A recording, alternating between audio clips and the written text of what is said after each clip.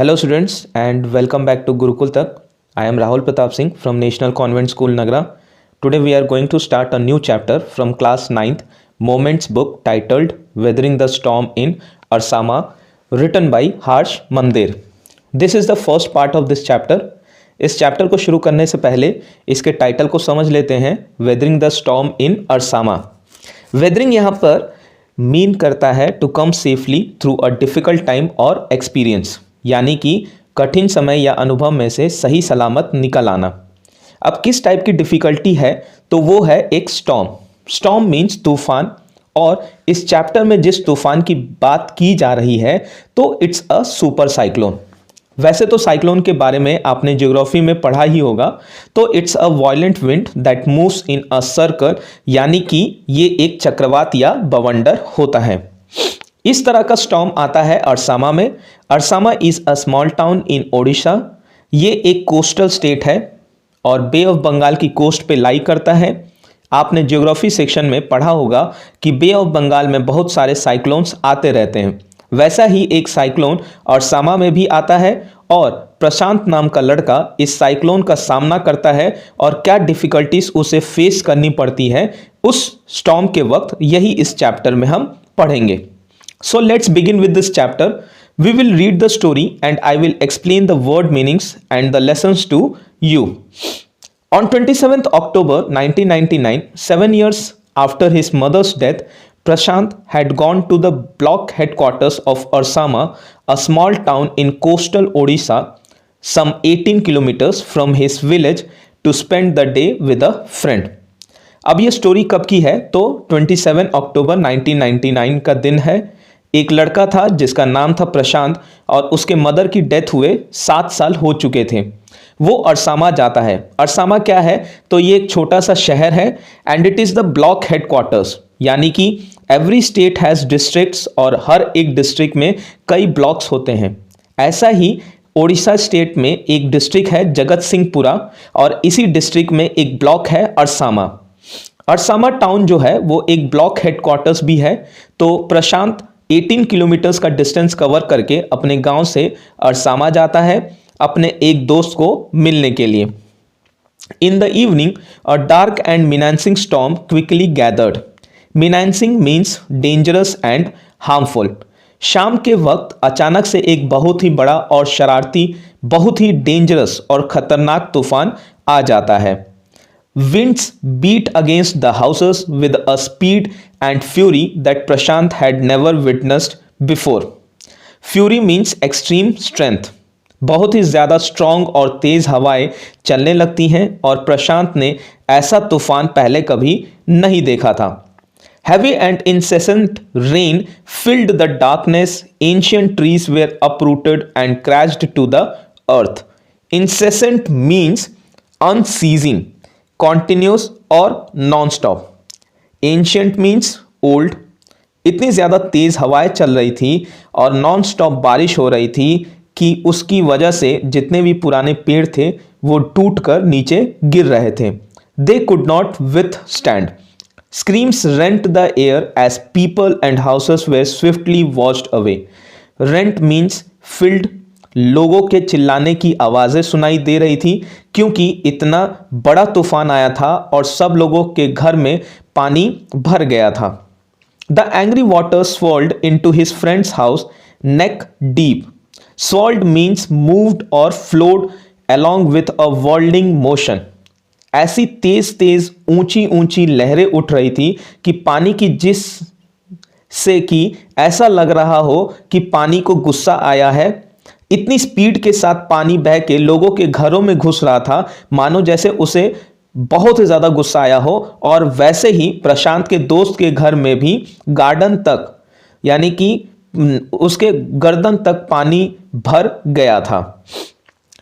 The buildings was of brick and mortar and was strong enough to survive the devastation of the winds velocity of 350 kilometre per our.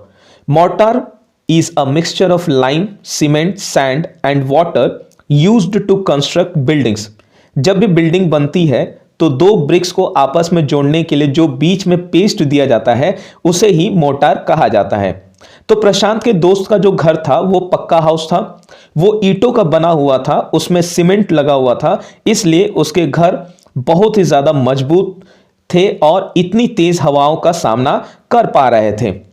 But the cold terror of the family grew with the crashing of trees that had got uprooted and fallen on their house sometime in the middle of the night, damaging its roof and walls.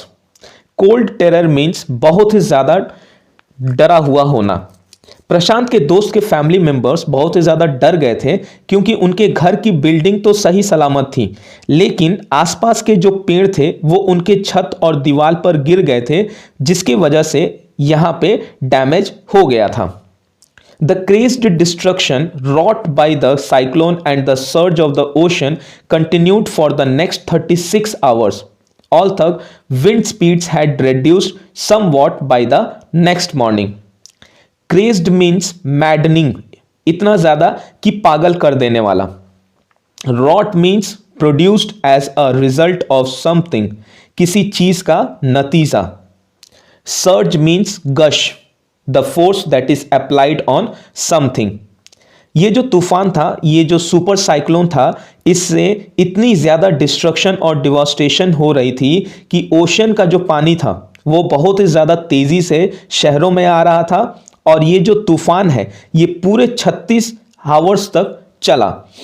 To escape the waters rising in the house, Prashant and his friend's family had taken refuge on the roof. Refuge means to take shelter. इस chapter में भी एक छत पे shelter लेते हुए picture दिखाया है जहां सभी लोग अपनी जान बचाने की कोशिश कर रहे थे डूबने से बचने के लिए। Prashant will never forget the shock he experienced at his first glimpse of the devastation wrought by the super cyclone in the grey light of the early morning. Glimpse means sight, पहली बार किसी चीज को देखना। Devastation means the destruction. Wrought means brought up on by the super cyclone. Super cyclone is a category of cyclone. जब हवा की speed एक पर्टिकुलर एक्सटेंट से बढ़ जाती है तो साइक्लोन को सुपर साइक्लोन कैटेगरीज कर दिया जाता है and this is a very big calamity. तो ये जो तूफान था ये सुपर साइक्लोन कैटेगरी का था। जैसे कि तूफान शाम को शुरू हुआ था, सारी रात चलता रहा। जब सुबह हुई, रोशनी हुई, तो प्रशांत ने आसपास जो सीन देखा तो उसे वो कभी भी भूल नहीं पाएगा। A raging deadly brown sheet of water covered everything as far as the eye could see. Only fractured cement houses still stood in a few places. Bloated animal carcasses and human corpses floated in every direction. Fracture means broken. Bloated means swollen, पानी से भर जाना. And carcasses means dead bodies of animals and human corpses means dead bodies of human beings. तो यहाँ पे writer ये elaborate कर रहे हैं कि प्रशांत ने देखा कि चारों तरफ जहाँ तक उसकी नज़र देख सकती थी उसे पानी के एक ब्राउन कलर की शीट बिछी हुई दिख रही थी। अब ये ब्राउन कलर क्यों दिख रहा था? तो नीचे की जो मिट्टी थी वो उसमें मिल गई थी। उसके साथ साथ टूटे हुए घर के टुकड़े, जानवरों और इंसानों की डेड बॉडीज पानी में तैर रही थी। All round even huge old trees had fallen. 2 coconut trees had fallen on the roof of their house. This was a blessing in disguise because the tender coconuts from the trees kept the trapped family from starving in the several days that followed. What is the blessing in disguise? An apparent misfortune that eventually has good results. अगर कोई ऐसी चीज़ या कोई ऐसी incident हो जाए जो आपको लगता है कि वो मिसफॉर्च्यून है, एक अनफॉर्चुनेट इवेंट है, लेकिन फाइनली उसके रिजल्ट्स आपके फेवर में होते हैं, तब आपको लगता है कि वो एक अच्छा हादसा है। तो वैसा ही प्रशांत के दोस्त के घर के छत पे पुराने पेड़ टूटकर गिर गए थे, जिसकी वजह से उनके घर की छत और दीवारें डैमेज हो गई थी। तो उन्हें लग रहा था कि ये तो एक बहुत ही बुरी चीज़ हो गई है, लेकिन ये उनके लिए एक अच्छा हादसा था, बिकॉज ये जो पेड़ गिरे थे वो नारियल के पेड़ थे जिस पे नारियल लगे हुए थे, और सारी फैमिली इसी कोकोनट की वजह से सरवाइव कर पाई। For the next 2 days, Prashant sat huddled with his friend's family in the open on the rooftop. Huddled means to be together in a group. अगले 2 दिन तक प्रशांत और उसके दोस्त की फैमिली एक साथ घर की छत पे बैठी रही। वो सब लोग बहुत ज्यादा डरे हुए थे। They froze in the cold and incessant rain. The rain water washed away Prashant's tears. Incessant rains means continuous rain. इतनी ठंड थी, नॉन स्टॉप बारिश हो रही थी कि सब लोग ठंडी से कांप रहे थे, लेकिन उनके पास कोई और रास्ता नहीं था। बारिश का जो पानी था उसकी वजह से प्रशांत के आंसू धुल गए थे। The only thought that flashed through his mind was whether his family had survived the fury of the super cyclone. Was he to be bereaved once again? Flashed through his mind means came to his mind. उसके दिमाग में एक ही विचार आ रहा था, और वो था उसके खुद की फैमिली का, कि क्या उसकी फैमिली इस सुपर साइक्लोन के बाद जिंदा है या फिर नहीं। Bereaved means to have lost a family member or a friend to death. जैसे कि 7 साल पहले प्रशांत की मदर की डेथ हो गई थी, तो प्रशांत ये सोच रहा था कि क्या एक बार फिर से उसे अपने किसी फैमिली के मेंबर को खोने का पेन वो सह पाएगा या नहीं। 2 days later, which seemed to Prashant like 2 years, the rain ceased and the rainwater slowly began to recede. Ceased means stopped and recede means to reduce, यानी कि कम होना। Prashant was determined to seek out his family without further delay. To seek out means to find out, but the situation was still dangerous and his friends family pleaded with Prashant to stay back a little while longer, but Prashant knew he had to go. Pleaded means requested. पूरे 2 दिन तक प्रशांत ऐसे ही छत पे बैठा रहा। Finally बारिश रुक गई और जो पानी था वो भी धीरे धीरे कम होने लग गया। प्रशांत ने सोचा कि उसे अपनी फैमिली को ढूंढना होगा, लेकिन उसके दोस्त की फैमिली ने उसे रिक्वेस्ट की कि अभी भी खतरा बना हुआ है तो मत जाओ। लेकिन प्रशांत ने फैसला कर लिया था और वो वहां से चल पड़ा। He equipped himself with a long sturdy stick and then started on his 18-kilometer expedition back to his village through the swollen flood waters. Expedition means journey. प्रशांत ने एक लंबा मोटा सा डंडा पकड़ा और उसके सहारे उसने अपने गांव तक का जो 18 किलोमीटर का जर्नी था वो शुरू कर दिया। It was a journey he would never forget. ये जो जर्नी था प्रशांत इसे कभी भी नहीं भूलता। He constantly had to use his stick to locate the road to determine where the water was most shallow. Shallow means not deep. प्रशांत क्या कर रहा था कि वो जो स्टिक उसने पकड़ी थी उसकी मदद से उसे ये अंदाजा लग रहा था कि सड़क कहां पर है, और जहां पे भी पानी ज्यादा डीप नहीं था उधर से वो गुजर रहा था। At places it was waist deep and progress was slow. At several points he lost the road and had to swim.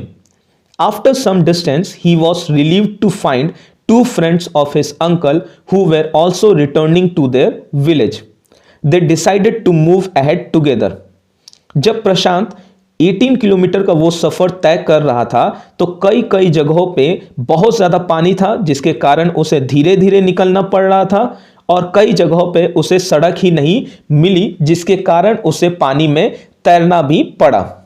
कुछ दूरी के बाद उसे अपने अंकल के 2 दोस्त मिल गए जो कि वापस उसी गांव जा रहे थे, इसलिए उन्होंने डिसाइड किया कि वो सब एक साथ वहां जाएंगे। As they waded through the waters, the scenes they witnessed grew more and more macabre. Waded means swam and macabre means horrible. जैसे जैसे वो गांव की तरफ बढ़ते गए उन्होंने बहुत ही हॉरिबल सीन्स देखा। अब वो हॉरिबल सीन्स क्या थे? तो they had to push away many human bodies, men, women, children, and carcasses of dogs, goats, and cattle that the current swept against them as they moved ahead. जैसे जैसे वो आगे जाते गए, उन्होंने कई ह्यूमंस की, जानवरों की डेड बॉडीज देखी जो कि पानी में तैर रही थी और उन्हें उसे धक्का देकर आगे बढ़ना पड़ रहा था जिससे कि वो अपना रास्ता बना सके। तो इतने सारे लोगों की डेड बॉडीज उन्होंने देखी जो पानी में तैर रही थी। In every village that they passed they could barely see a house standing. Prashant now wept out loud and long. He was sure that his family could not have survived this catastrophe. Catastrophe means disaster, एक भयंकर calamity जिससे सब कुछ खत्म हो जाता है। जितने भी गांव उन्होंने क्रॉस किए वहां पे एक या दो घर ही उन्हें देखने को मिल रहा था, वरना तो बाकी सब कुछ खत्म हो चुका था। और ये देखकर प्रशांत को ये लग रहा था कि किसी भी वे से उसकी फैमिली का कोई भी मेंबर बचा नहीं होगा, इसीलिए वो जोर जोर से रो रहा था। Eventually Prashant reached his village Kalikuda. His heart went cold. Where their home once stood, there were only remnants of its roof. Some of their belongings were caught, mangled, and twisted in the branches of trees just visible above the dark waters. Young Prashant decided to go to the Red Cross shelter to look for his family. Remnants means small remaining quantities, टूटी फूटी बची हुई building के टुकड़े। जब प्रशांत finally अपने घर कालीकुड़ा पहुंचा तो उसने जो भी नज़ारा देखा तो उसे देखकर उसका दिल ठंडा पड़ गया, क्योंकि जहां पर उसका घर हुआ करता था अब वहां पर सिर्फ उसके रिमेनिंग्स यानी कि मलबे बचे हुए थे और सिर्फ थोड़ी सी टूटी हुई छत दिखाई दे रही थी। और उसके जो बिलोंगिंग्स थे, जितना भी घर का सामान था, वो सब पेड़ों की ब्रांचेस में फंसे हुए थे और कुछ सामान पानी में बह गया था। और प्रशांत ने यह फैसला किया कि वो रेड क्रॉस की शेल्टर में जाएगा अपनी फैमिली को ढूंढने के लिए। सो रेड क्रॉस क्या है? तो इट्स अ चैरिटेबल ऑर्गेनाइजेशन जो डिजास्टर्स में या कोई कैलेमिटी में या किसी बीमारी या एपिडेमिक में लोगों की हेल्प करती है। ये चैरिटेबल शेल्टर्स चलाती हैं, डिस्पेंसरीज बना लेती हैं ताकि जो पीड़ित लोग हैं उनकी मदद हो सके। Among the first people he saw in the crowd was his maternal grandmother. Maternal grandmother कौन होती है? तो वो है आपकी नानी माँ। तो सबसे पहले प्रशांत को जो फैमिली मेंबर दिखा वो उसकी नानी माँ थी। Weak with hunger, she rushed to him, her hands outstretched, her eyes brimming. It was a miracle. They had long given him up for dead. Brimming means eyes were full of tears. जब प्रशांत की नानी ने उसे देखा, all तक वो भूख से कमजोर हो गई थी, बहुत ज्यादा दुखी थी, उनकी आंखों में आंसू भरे हुए थे, लेकिन वो प्रशांत को देख के बहुत ज्यादा खुश थी क्योंकि उन्हें लगा कि ये कोई चमत्कार से कम नहीं है, क्योंकि प्रशांत जिंदा उनकी आंखों के सामने खड़ा था। Quickly word spread and his extended family gathered around him and hugged him tight in relief. Prashant anxiously scanned the motley battered group. His brother and sister, his uncles and aunts, they all seemed to be there. Motley means desperate, varied in appearance or character. Battered means injured.